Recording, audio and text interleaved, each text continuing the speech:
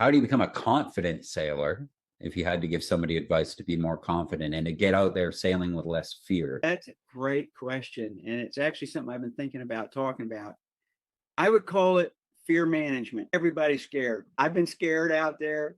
I'm not embarrassed or ashamed at all to admit it.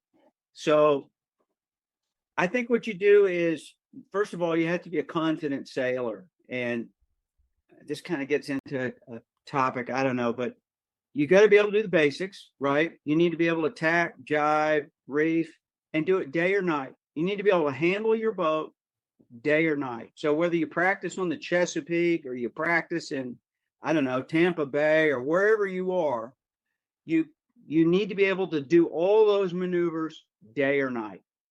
And so you have to have a pretty good solid grip on sailing. But the most important component to that is judgment. So what I kind of tell people is if you're the kind of person that can move through life and not have chaos around you because of the decisions you make, you leave a trail of destruction behind you because you just aren't a good decision maker, you're probably going to have trouble out there. But if you're a kind of person that just is sort of conservative, but just a good decision maker, you can separate risk from a gamble and you know how to mitigate it and you think your way through and you plan things, then you're probably going to have good success out there because you can learn the sailing.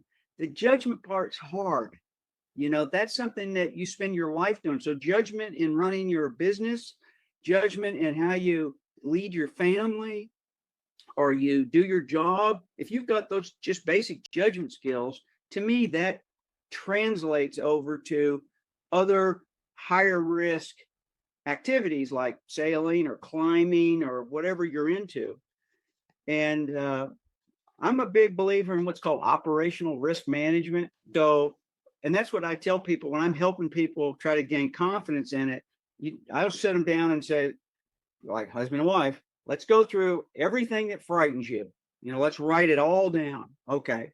Let's prioritize it. What's the scariest thing that can happen? Work your way down. And then you come up with plans to mitigate that. And once you put that in, it takes that pressure off of your mind. And then, I think it helps your confidence.